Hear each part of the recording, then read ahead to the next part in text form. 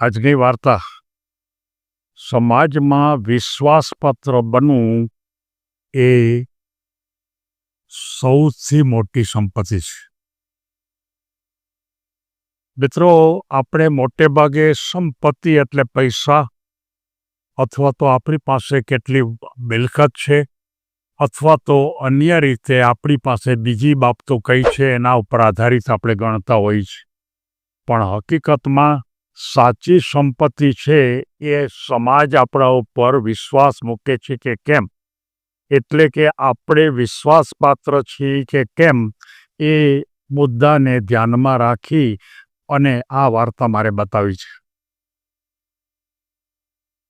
હંમેશા યુવાનોના સ્વપ્નાઓ પૈસા ભેગા કરવા, ઘર બનાવવું, વૈભવ કરવો, આનંદ કરવો, અને એના અનુસંધાનમાં મારે એક રઘુ નામના એક યુવાનના અનુસંધાનમાં મારે વાત કરવી છે.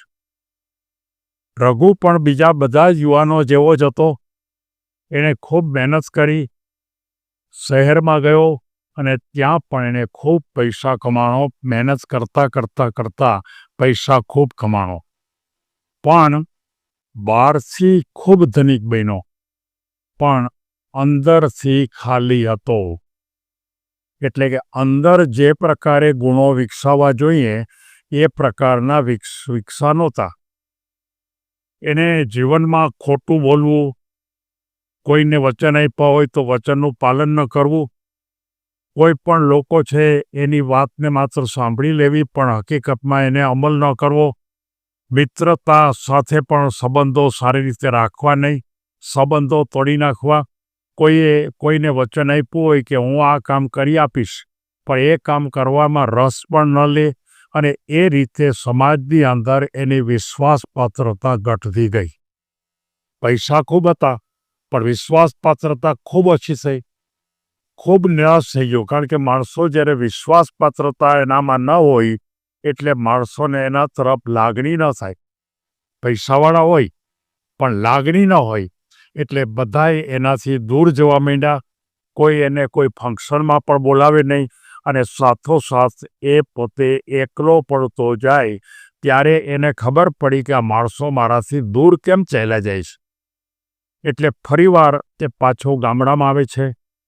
એના એક વૃદ્ધ કાકા હતા, એને મળે છે અને એને એમ કહે છે કે મારી પાસે બહુ સંપત્તિ છે, બહુ પૈસા છે, બહુ મિલકતો છે, પણ તેમ છતાં મને માન કેમ નથી મળતું? સમાજમાં મને કોઈ માન આપતું નથી. ત્યારે એના કાકા એને સમજાવે છે કે બેટા, તું જેને સંપત્તિ માનસ ને, એટલે કે પૈસાને તું સંપત્તિ માનસ ને, પૈસા છે એ તારી મોટાઈનો ભાગ છે એમ તો માનસ ને, હકીકતમાં એ વાત 100% પૂર્ણ રીતે સાચી નથી. પણ તારા ઉપર સામાન્ય વ્યક્તિનો વિશ્વાસ કેટલો છે? તું કોઈ પણ વખતે તું એમ કે હું આ કરી દઈશ, હું વચન આપો તું તો વચન પ્રમાણે તું બરોબર પાલન કરીશ. સમયે તારે કોઈને પણ કંઈ વાત કરવાની હોય તો તું સમયે વાત કરશ. આ પ્રકારની ભૂમિકા ઉપર તારું વર્તન છે? તો કે ના, હું કોઈને ધ્યાન જ નથી આપતો. મને કોઈ મળવા આવે તો એની વાત સાંભળું પણ એને પ્રમાણે કરું જ નહીં.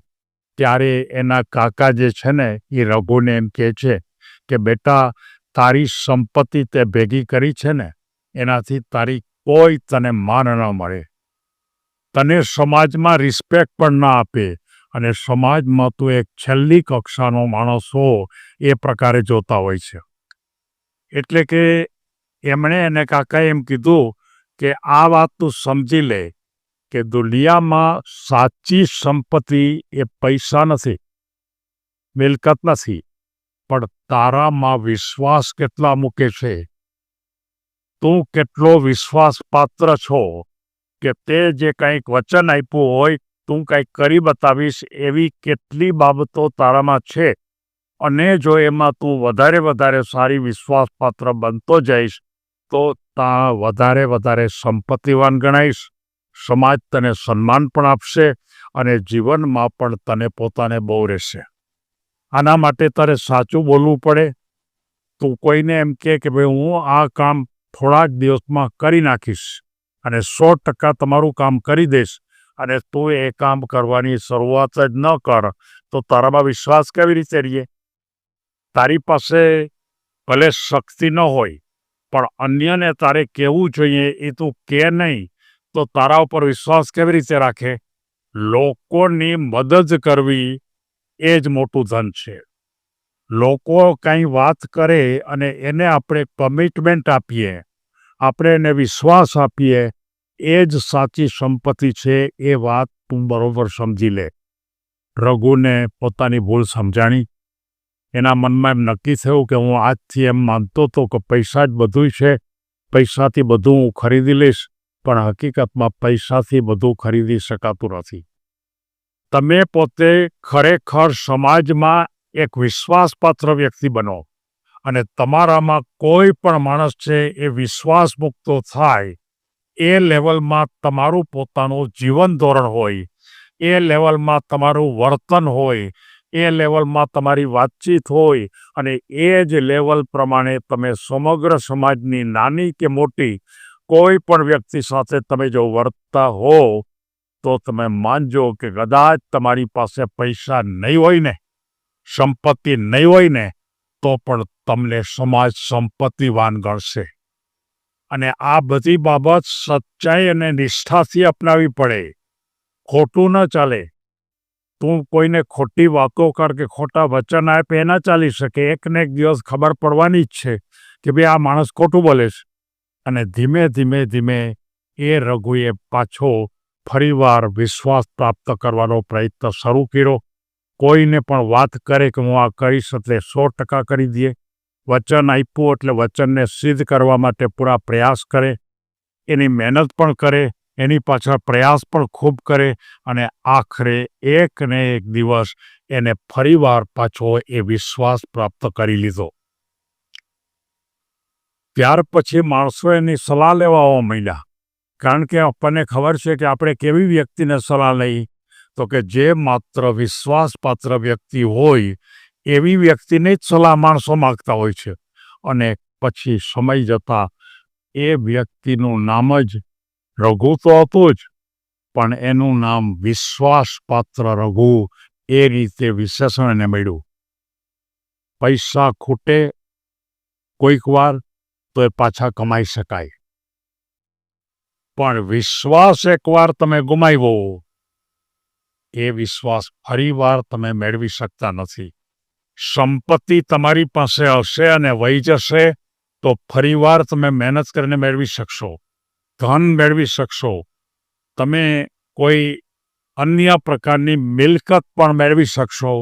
પણ એકવાર જો વિશ્વાસ ગુમાવ્યો તો એ વિશ્વાસ ફરીવાર આવતો નથી. વિશ્વાસ એ જીવનની સાચી સંપત્તિ છે. આ વાત જે વ્યક્તિ ખરેખર પોતાના જીવનમાં સ્વીકારે છે એ માણસ ખરેખર સાચા અર્થમાં પોતાના માટે અને અન્ય માટે પણ એ ખૂબ સારી રીતે જીવી શકે છે.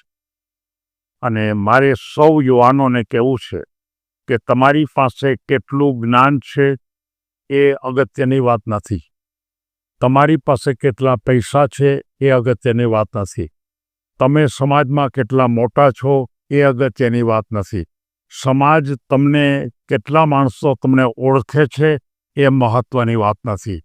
પણ તમારી છાપ એક વિશ્વાસપાત્ર તરીકે, વિશ્વાસપાત્ર વ્યક્તિ તરીકે જો તમારી છાપ જો ઊભી થાય અને એ છાપ જો એકદમ ઘાટી બને અને તમે એને વળગી રહ્યો અને એ તમારી છાપ છે એને તમે પૂર્ણ રીતે ન્યાય આપો, તમારી શક્તિનો ઉપયોગ કરો, તમે ઘસાઈ જાઓ છતાં પણ તમારી વિશ્વાસ એકવાર આપ્યો હોય તો વિશ્વાસનું પાલન કરો, ત્યારે તમે ખૂબ મહાન મોટા માણસો બનશો.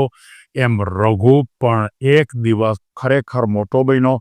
મારે સૌ યુવાનોને કહેવું છે કે તમે આ સમાજમાં જો મોટા જ બનવા માગતા હો તો આ રઘુની વાત બરોબર સમજો. રઘુએ જે ભૂલ કરી હતી અને વિશ્વાસપાત્રતા ગુમાવી હતી એ ફરી પાછી એણે મેળવી લીધી. એના કરતાં યુવાનો વિશ્વાસપાત્રતા ક્યારેય ગુમાવવાનો પ્રશ્ન પણ ન આવે. ધીમે ધીમે ધીમે તમારી વિશ્વાસપાત્રતા વધતી જાય.